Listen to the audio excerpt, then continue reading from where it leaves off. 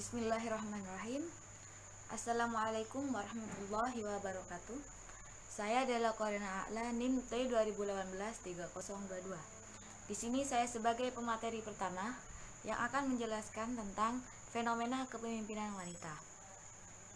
Sebelum diturunkannya Al-Quran, telah dibahas oleh beberapa agama lain seperti Yunani, Nasrani, bahkan oleh Mesir kuno bahwa kepemimpinan wanita ini tidak pantas dan dilarang. Bahkan karena kenapa wanita itu ya oleh agama lain dianggap sebagai alat iblis atau sebagai bisa dikatakan di sini senjata iblis untuk menyesatkan manusia, seperti itu. Bahkan dulu ada yang berpendapat bahwa wanita itu bukan manusia, seperti itu.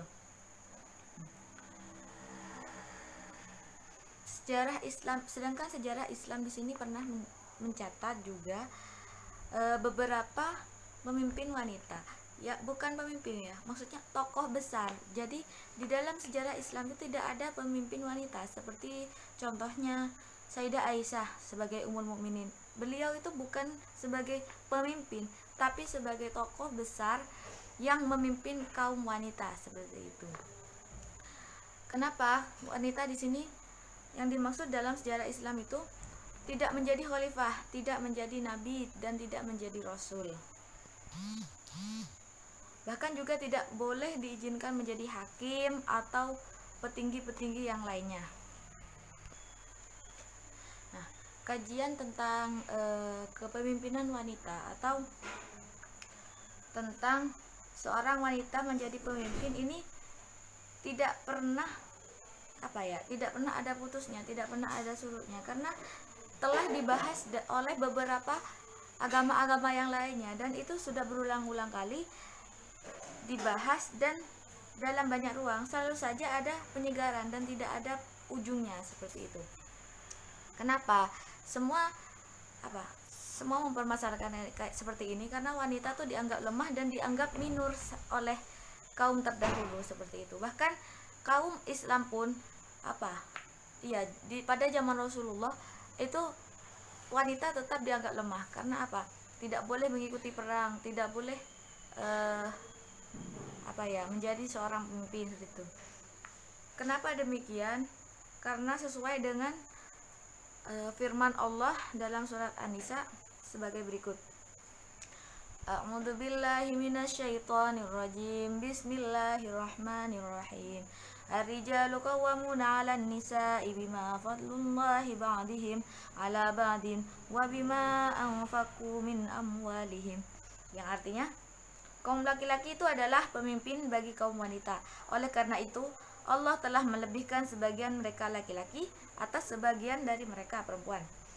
Dan karena mereka laki-laki menafkahkan sebagian dari hartanya. Nah, seperti itu. Juga karena seorang wanita itu diciptakan dari tulang rusuk laki-laki yang bengkok. Juga dijelaskan karena seorang laki-laki itu lebih kuat dari seorang wanita, seperti itu.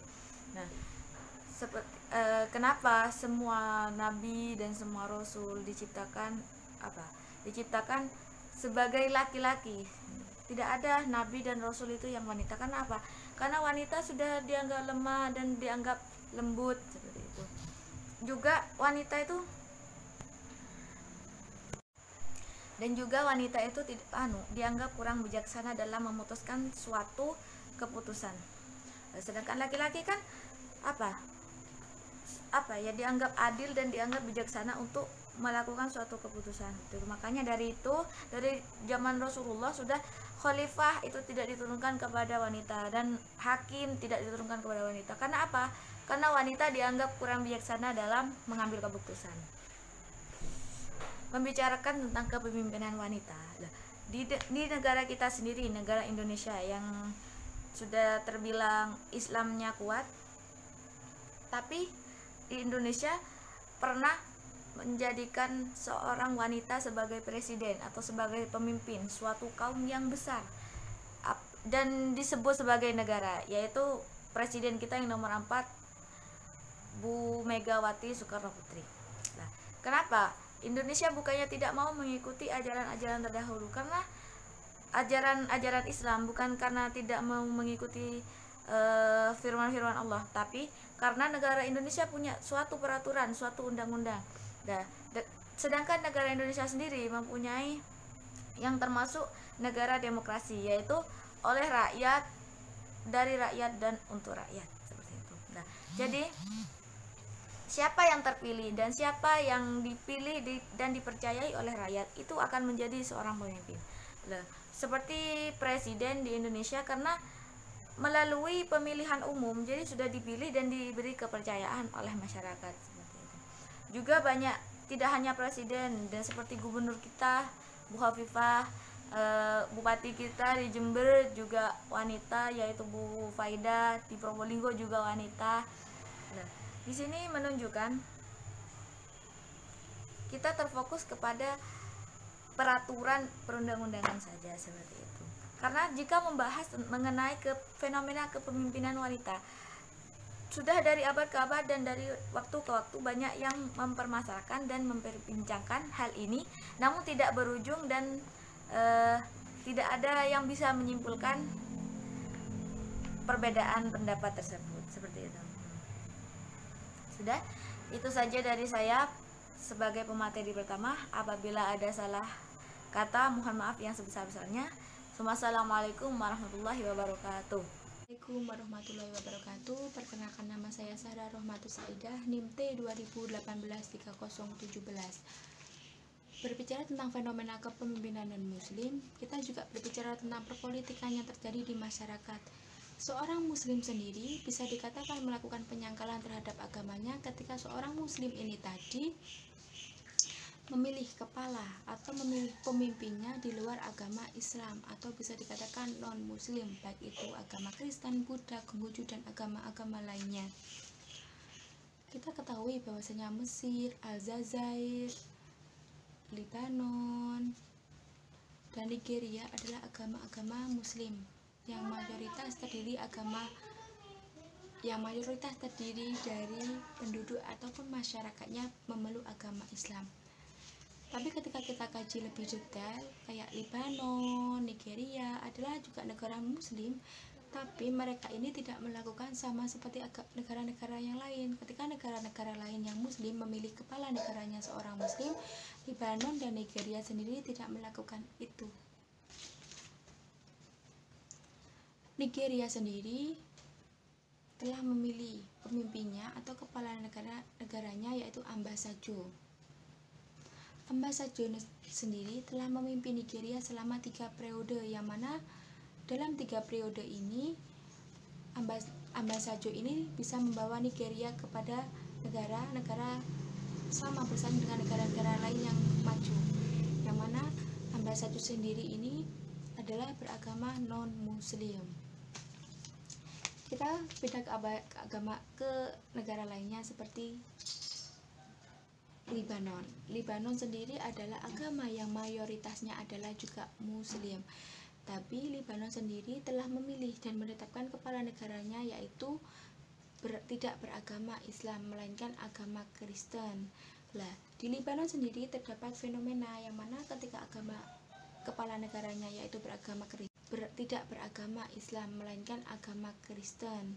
Lah, di Lebanon sendiri terdapat fenomena yang mana ketika kepala negaranya yaitu beragama Kristen, perdana menterinya dipilih seorang yang memeluk agama muslim, tapi muslim yang Sunni, sedangkan juru bicara negaranya ialah muslim yang Syiah. Jadi di sini ada fenomena kepemimpinan negara atau fenomena kepemimpinan non-muslim di Lebanon itu sendiri. Kita tarik ke Indonesia. Indonesia adalah negara yang kaya akan ras, budaya, agama, dan warna kulit tentunya. Kalau kita kaji, Islam itu kan agama yang rahmatan lil alamin, agama yang membawa rahmat bagi seluruh alam. kalau kita menerapkan hukum-hukum Islam di negara Indonesia, meskipun Indonesia adalah mayoritas beragama Islam, tapi kita tidak boleh menerapkan itu. Karena apa? Karena Indonesia sendiri memiliki peraturan demokrasi di negaranya. Jadi di sini pemilihan kepalanya sesuai dengan hati dan kehendak masyarakat. Ketika masyarakat memilih pemimpin itu tadi non-muslim, ya silahkan, memilih muslim juga silahkan. Sejatinya fenomena-fenomena ini adalah sudah menjamur di negara-negara lainnya, bahwasanya seorang muslim tidak boleh memilih pemimpinnya itu non-muslim, dan begitu pun sebaliknya. Perlu kita ketahui bahwasanya seorang yang memilih agama ini tadi bisa dikatakan mereka ini tidak sepaham, bisa dikatakan seperti itu. Tapi kalau kita kaji terlebih detail, bahwasanya esensi pemimpin itu bukan hanya tentang muslim dan non muslim, tapi siapa saja yang dapat membawa kemakmuran, membawa keadilan terhadap seseorang yang telah dipimpinnya atau masyarakat yang sudah dipimpinnya, seperti itu. Kiai Haji Said Akhil Sidroj, beliau mengatakan bahwasanya pemimpin non-muslim yang adil lebih baik terhadap pemimpin muslim yang zalim. Hal ini bisa dikatakan bahwasanya ketika kita memilih seseorang, baik itu beragama muslim, beragama non-muslim, kita kaji terlebih dahulu apa sih ketika kita memilih pemimpin yang muslim itu, apa dampaknya terhadap diri kita. Kita boleh menerapkan hukum itu ketika memang kita orang yang fanatik terhadap agama, maksudnya orang yang memang takut akan melakukan sesuatu yang tidak tertulis di dalam Al-Quran. Tapi kita juga bisa memilih bahwasanya ketika kita memilih pemimpin itu tadi muslim, tapi menurut hati kita, menurut keyakinan kita bahwasanya pemimpin ini tidak layak untuk menjadi pemimpin, alangkah baiknya kita boleh memilih pemimpin yang non muslim. Tapi di sini juga tergantung terhadap hati dan nuraininya sendiri-sendiri. Saya ambil contoh Ahok yang biasanya dipanggil Ahok, meskipun beliau ini memiliki nama Basuki Cahayapurnama. Kepemimpinan Ahok di sini bisa dikatakan pemimpin yang baik, bahwasanya Ahok sendiri orang yang non muslim tapi bisa memimpin seorang yang di dalamnya adalah memiliki agama muslim. Pada saat itu beliau menjadi gubernur DKI Jakarta. Sikap Ahok sendiri adalah ramah, meskipun terkadang terlihat tegas terhadap masyarakat, terhadap anggota-anggota pemerintahan. Karena apa? Sebenarnya sikap Ahok sendiri adalah orang yang baik hati. Bagi seorang pemimpin memang diharuskan untuk menjadi seorang yang public figure yang baik hati terhadap masyarakatnya, memimpin seorang yang di dalamnya adalah memiliki agama muslim. Pada saat itu beliau menjadi gubernur DKI Jakarta. Sikap Ahok sendiri adalah ramah, meskipun terkadang terlihat tegas terhadap masyarakat, terhadap anggota-anggota pemerintahan. Karena apa? Sebenarnya sikap Ahok sendiri adalah orang yang baik hati. Bagi seorang pemimpin memang diharuskan untuk menjadi seorang yang public figure yang baik hati terhadap masyarakatnya, mengayominya. Tapi di sini Ahok berbeda. Ketika memang ada pemerintahannya, ketika memang pertama kali sudah diingatkan, baru beliau ini berperilaku tegas, bukan keras sih, berperilaku tegas. Tolong bedakan antara tegas dan keras ya, teman-temanku sekalian. Ahok sendiri bisa dikatakan seorang pemimpin yang tidak suka terhadap bawahannya atau relasi kerjanya yang menyepelekan tugas-tugas yang telah diembankan terhadap dia. Oleh karena itu, seorang pemimpin itu seharusnya bisa memberikan pandangan atau bisa memberikan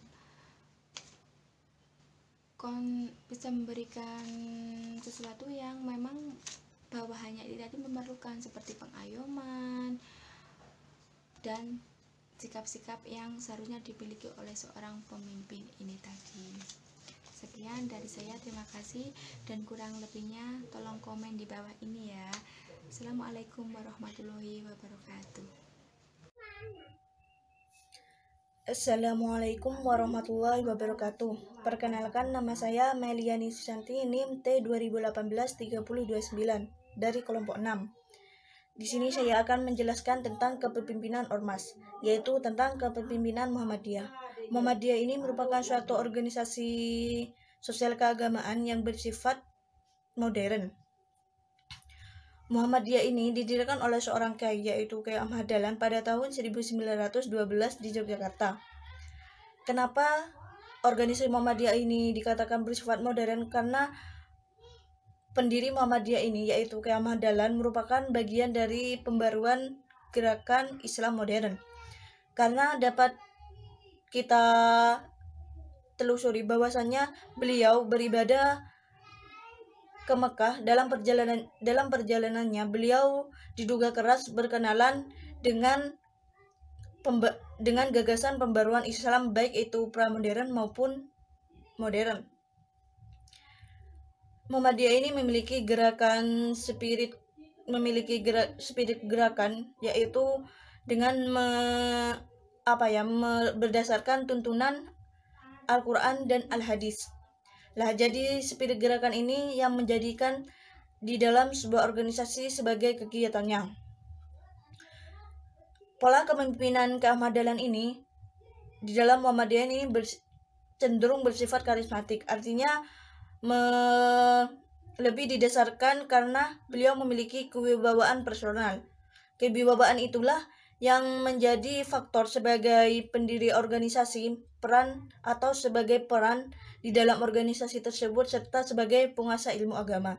Nah, dengan adanya beliau bersifat karismatik, anggota di sekeliling beliau, juga seseorang yang di sekeliling beliau merasa segan dan nyaman terhadap sifat beliau. Kiai Ahmad Dahlan ini memiliki suatu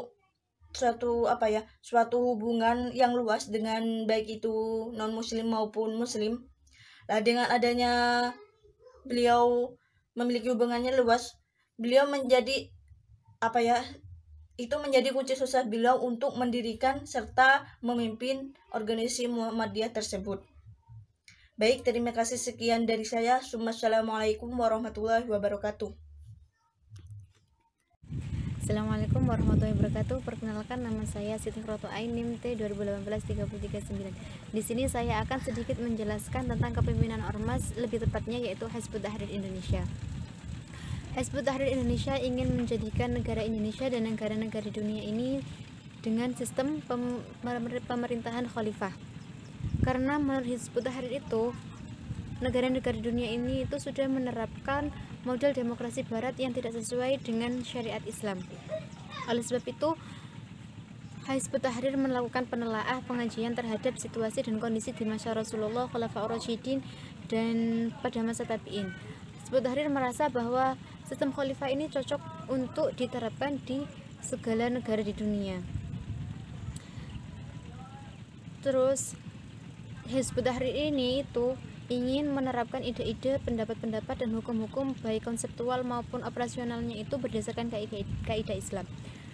Pada masa lalu itu, Islam itu mencapai puncak kejayaannya, puncak keemasannya, karena pada masa Rasulullah, Khulafaur Rasyidin, dan pada masa tabi'in itu negara Islam mampu menguasai dunia dengan sistem pemerintahan yang berdasarkan kaidah Islam. Jadi Hizbut Tahrir Indonesia itu ingin mengulang kembali masa kejayaan Islam dengan tujuan ingin melangsungkan kehidupan Islam dan mengemban dakwah Islam ke seluruh dunia. Adapun ciri dari negara khilafah yaitu yang pertama itu negara dipimpin oleh seorang khalifah. Dalam politik abad ke-21 hal ini itu sulit diterapkan karena akan memicu berbagai pertengkaran dan kekacauan politik seperti di Timur Tengah. Di Timur Tengah itu mayoritasnya agama Islam, namun sulit untuk bersatu, apalagi di dunia yang mayoritas penduduknya itu bukan hanya Islam namun ada agama-agama yang lain. Yang kedua yaitu menjadikan doktrin agama sebagai satu-satunya acuan penyelenggaraan negara. Ini merupakan masalah utama bagi seorang khalifah yang memimpin suatu negara khilafah, karena doktrin agama di setiap negara itu berbeda-beda, jadi akan menimbulkan sudut pandang yang berbeda pula pada individu. Yang ketiga yaitu memprioritaskan masyarakat muslim. Dikotomi seperti ini itu merupakan dampak yang tidak bisa dihindari, sehingga akan menimbulkan kekacauan seperti yang terjadi di Pakistan yang menewaskan kurang lebih 500.000 orang untuk mendirikan negara khilafah. Jadi sistem pemerintah khilafah itu tidak bisa mengatasi kekacauan ataupun kemerosotan umat Islam, namun akan menimbulkan kekacauan yang lebih berkepanjangan. Sekian dari saya. Wassalamualaikum warahmatullahi wabarakatuh. Bismillahirrahmanirrahim. Assalamualaikum warahmatullahi wabarakatuh. Perkenalkan, nama saya Anis Sulala, NIM T 2018-3016. Di sini saya dari kelompok 6 akan menjelaskan tentang kepemimpinan politik dalam Indonesia, yang mana di sini saya mengambil kepemimpinan politik Abdurrahman Wahid yang sering disebut dengan Gus Dur. Tidak asing bagi kita nama Gus Dur, bahwasanya kepemimpinan Gus Dur sangat menginspirasi untuk kita semua. Ada banyak hal yang telah dirubah oleh Gus Dur, yang mana beliau memiliki ide-ide yang kontroversial yang menjadi ciri khasnya, kemudian sikapnya yang dibilang tidak terduga, dan juga serta model kepemimpinan yang super extraordinary. Extraordinary itu seperti apa? Super kepemimpinan yang super luar biasa. Gus Dur itu memimpin Indonesia dari tahun 1999 sampai tahun 2001. Dan juga Gus Dur telah berhasil memperkembangkan negara Indonesia menjadi negara yang kampiun demokrasi di dunia. Maksudnya seperti apa? Maksudnya demokrasi pada waktu itu, pada kepemimpinan Gus Dur, demokrasi Indonesia itu menjadi demokrasi yang kampiun di dunia. Sistem demokrasi Indonesia, pendekatan Gus Dur kepada rakyat itu sangat besar pada waktu itu. Dan juga Gus Dur telah berhasil menghindarkan Indonesia dari beberapa konflik. Banyaknya konflik yang berkepanjangan, baik itu yang disebabkan oleh fanatisme agama, yang disebabkan oleh etnis dan golongan. Dan juga itu Gus Dur telah mengubah organisasi Nahdlatul Ulama atau sering disebut dengan organisasi NU dari organisasi tradisional menjadi organisasi modern dan progresif. Berikut saya akan menjelaskan tentang nilai-nilai inspirasi kepemimpinan Kiai Haji Abdurrahman Wahid atau sering disebut dengan Gus Dur. Di sini yang pertama, sifat atau nilai-nilai inspirasi kepemimpinan Gus Dur itu yaitu rendah hati. Perlu kita ketahui bahwasanya Abdurrahman Wahid atau sering disebut juga dengan Gus Dur, beliau adalah putra dari Kiai Haji Hashim Asy'ari, pendiri Ormas NU. Kiai Haji Hashim Asy'ari itu tidak asing lagi di telinga kita, bahwasanya beliau adalah seorang ulama atau tokoh besar di Indonesia. Jadi kerendahan hati Gus Dur, meskipun beliau itu terlahir dari seorang tokoh besar di Indonesia, beliau tidak pernah menampakkan bahwa dirinya adalah seorang dari turunan darah biru atau kiai dari Kiai Haji Hashim Asy'ari itu sendiri. Seperti contohnya, Gus Dur itu mondok di Pondok Pesantren Tambak Beras pada tahun 1956. Meskipun beliau dari turunan darah biru atau dari putra dari Kiai Haji Hashim Asy'ari, beliau tidak pernah menunjukkan itu, akan tetapi beliau sama pada masa di Pondok Pesantren Tambak Beras tersebut, beliau merasa beliau sama dengan yang lain, jadi menimpa ilmu sama ratanya dengan derajat-derajat yang lain. Kemudian kepemimpinan yang kedua yaitu kesederhanaan. Perlu kita ketahui bahwasanya kesederhanaan Gus Dur itu sangatlah nampak. Beliau berani mengubah gaya formal dan kekakuan istana menjadi istana masyarakat atau istana rakyat. Maksudnya seperti apa?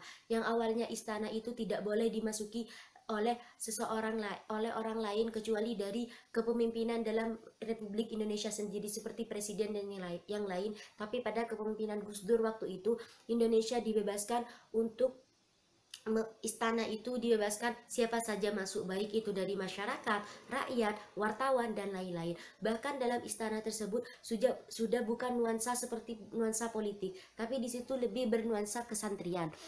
Seperti yang awalnya di istana dilarang memakai sandal jepit, dilarang memakai sarung, semuanya itu berbalik arah. Bahkan waktu kepemimpinan Gus Dur di Indonesia itu pada waktu kepemimpinannya itu di istana itu malah bernuansa seperti ala-ala santri. Jadi memakai kopiah, memakai kemeja, dan memakai sarung, bahkan memakai sandal jepit. Seperti itulah kesederhanaan yang dipraktekkan oleh Gus Dur. Kemudian yang ketiga, humanis. Sifat humanis atau kepemimpinan humanis yang dimiliki oleh Gus Dur ini perlu kita tiru. Bahwasanya Gus Dur itu sangat tegas dalam menghadapi hal-hal yang itu menyebabkan konflik dalam Indonesia. Seperti contohnya yang pertama, Gus Dur merubah TNI menjadi Polri, dan juga Gus Dur telah melindungi kaum minoritas, seperti telah meresmikan Cenghu, dan juga Gus Dur berhasil meresmikan Imlek itu sebagai hari nasional di Indonesia. Kemudian yang keempat adalah humoris. Tipikal kepemimpinan ini sangat jarang dimiliki oleh kepemimpinan yang berada di Indonesia. Kenapa? Karena banyaknya kepemimpinan Indonesia otoriter. Kemudian sifat humoris yang dimiliki oleh Gus Dur, banyaknya guyonan-guyonan segar yang sering dimunculkan kepada masyarakat ataupun rakyat. Kenapa? Karena sifat sosial Gus Dur itu sangat tinggi. Selain beliau juga mendekatkan diri kepada masyarakat dengan menyambanginya atau dengan menghampirinya pada masjid-masjid, gereja-gereja ataupun tempat-tempat lainnya. Beliau juga menyuguhkan guyonan-guyonan segar untuk interaksi atau mendekatkan dirinya, bukan hanya untuk kepentingan politiknya sendiri, tapi untuk sifat kemanusiaan pada sesama rakyat. Bahkan Gus Dur itu sendiri pernah menyampaikan guyonan-guyonan kecil, yaitu contohnya seperti ini. Gus Dur pernah menyampaikan bahwa Indonesia mempunyai 4 presiden yang gila. Yang pertama itu Presiden Soekarno. Kenapa? Karena Presiden Soekarno gila perempuan. Yang kedua Presiden Soeharto, gila harta. Yang ketiga Presiden Habibie, gila teknologi. Kemudian yang keempat Presiden Gus Dur atau Abdurrahman Wahid, itu bikin orang gila. Itulah salah satu guyonan yang dimiliki oleh Gus Dur pada waktu itu. Baik, itu semua adalah nilai-nilai inspirasi kepemimpinan Gus Dur. Kemudian di sini saya akan menjelaskan tentang fenomena kepemimpinan Gus Dur, yang mana fenomena kepemimpinan politik Gus Dur yang telah beliau rintis pada waktu beliau menjadi Presiden Indonesia sampai akhir jabatannya. Ada beberapa kebijakan Gus Dur dalam politik, yaitu yang pertama yang saya jelaskan tadi, yaitu memisahkan TNI dengan Polri. Kemudian yang kedua, membuatkan Departemen Penerbangan dan Departemen Sosial. Kenapa? Untuk pekerjaannya itu lebih kontekstual dan lebih baik, karena dulu kan tidak ada tempatnya, jadi disediakan tempat untuk pekerjaannya itu bisa lebih terwadahi seperti itu. Kemudian yang ketiga, mengganti Irian Jaya menjadi negara Papua. Kemudian menjadi Papua maksudnya. Kemudian yang keempat, mengakui Konghucu dan menjadikan Imlek sebagai hari nasional, karena beliau lebih melindungi kaum minoritas, beliau lebih mendekatkan kaum minoritas. Kemudian perekonomian tumbuh positif untuk pertama sejak reformasi. Nah, sejak kepemimpinan Gus Dur, perekonomian Indonesia itu sangat meningkat. Kenapa? Karena tidak hanya PNS saja yang menaikkan gaji, tapi waktu kepemimpinan Gus Dur itu Indonesia juga merasakan kepemimpinan Gus Dur itu juga banyak meningkatkan perekonomian yang sangat banyak seperti itu. Dan juga ada beberapa konflik sosial yang bisa diredam oleh Gus Dur, yaitu pada waktu itu di Aceh dan juga di Papua. Adanya pendekatan Gus Dur yang berhasil menahan gelombang separatisme tanpa kekerasan militer, seperti itu. Kemudian kesimpulannya yang bisa kami ambil dari kepemimpinan politik Gus Dur itu, selain beliau juga memiliki sifat rendah hati, kesederhanaan, humanis, dan humoris, beliau juga memiliki sifat visioner. Sifat visioner yang seperti apa yang dimiliki? Bahwasanya beliau tegas dalam mengambil keputusan, sangatlah mengambil kebijakan itu sangat tegas yang dimilikinya. Yang pertama, dan juga beliau ketika mengambil keputusan itu berpikir panjang ke depannya. Yang pertama, seperti yang saya contohkan, mengubah Konghucu menjadi Imlek, mengubah Konghucu itu dan menciptakan Imlek sebagai hari nasional di Indonesia, yang itu. Kemudian sabar dan memaafkan. Tipikal kepemimpinan yang seperti ini, meskipun beliau sering dihina, sering dilecehkan, beliau tetap memaafkan, beliau tetap membukakan pintu maaf kepada orang-orang yang sering melecehkannya. Kemudian yang bisa kita ambil yaitu keputusan yang diambil oleh Gus Dur itu bukan hanya kepentingan politik, akan tetapi dengan juga kemajuan bangsa, dan juga kepemimpinan yang diambil oleh Gus Dur itu juga beliau melindungi kaum minoritas. Jadi yang saya ketahui bahwasanya pendekatan Gus Dur dengan masyarakat itu bukan semata-mata dia membawa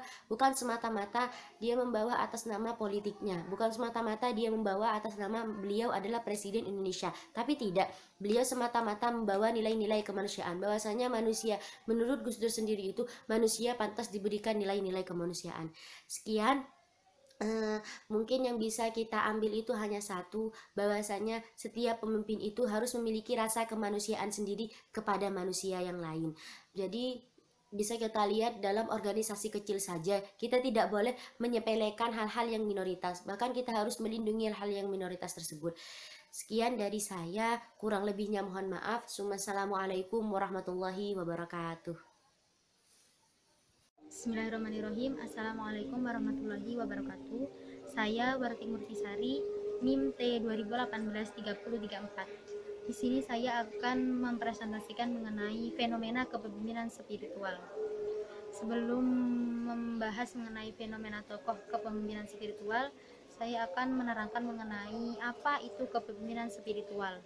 Sudah banyak istilah yang kita dengar dan kita ketahui mengenai apa itu kepemimpinan, baik secara akademik maupun sosiologi. Kepemimpinan ialah suatu seni seseorang dalam mempengaruhi orang lain untuk bisa diajak bekerja sama dalam mencapai suatu tujuan organisasi.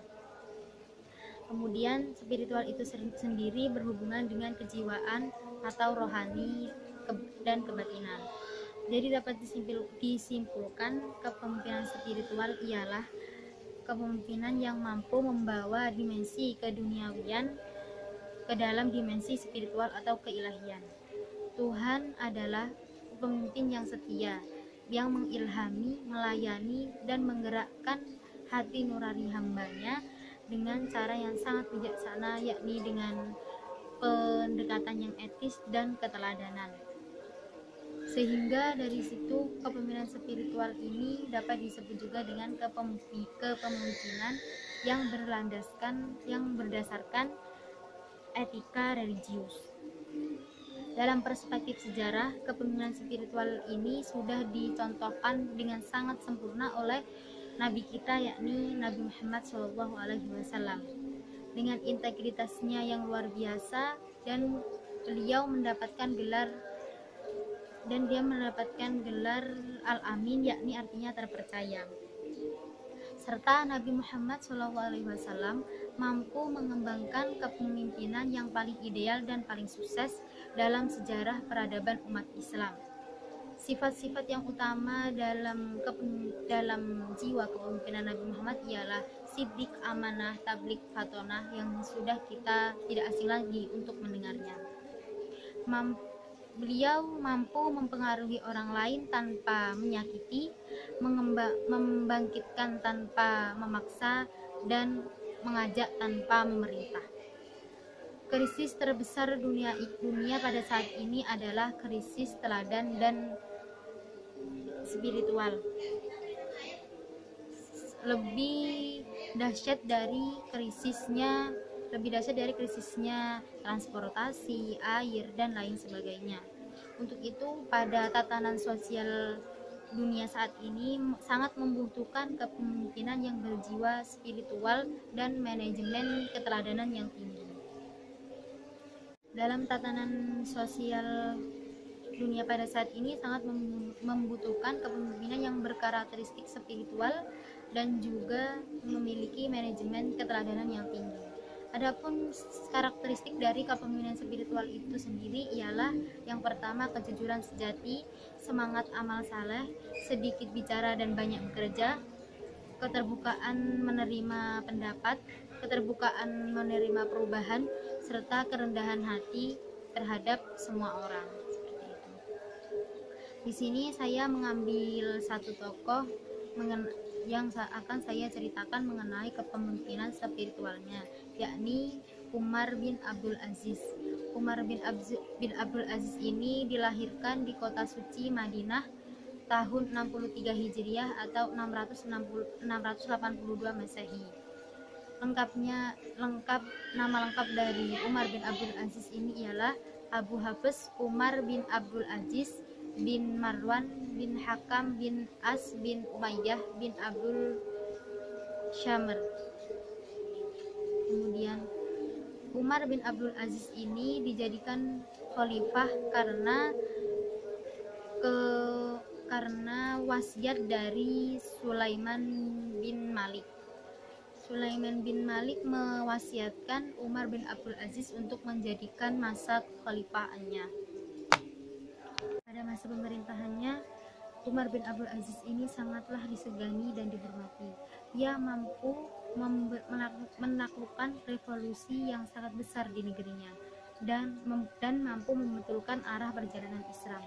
Pada masa pemerintahannya, Umar selalu menganjurkan untuk kita tidak hidup hanya untuk memikirkan dunia ini saja, tetapi juga harus mementingkan dan mengedepankan akhirat atau spiritualnya.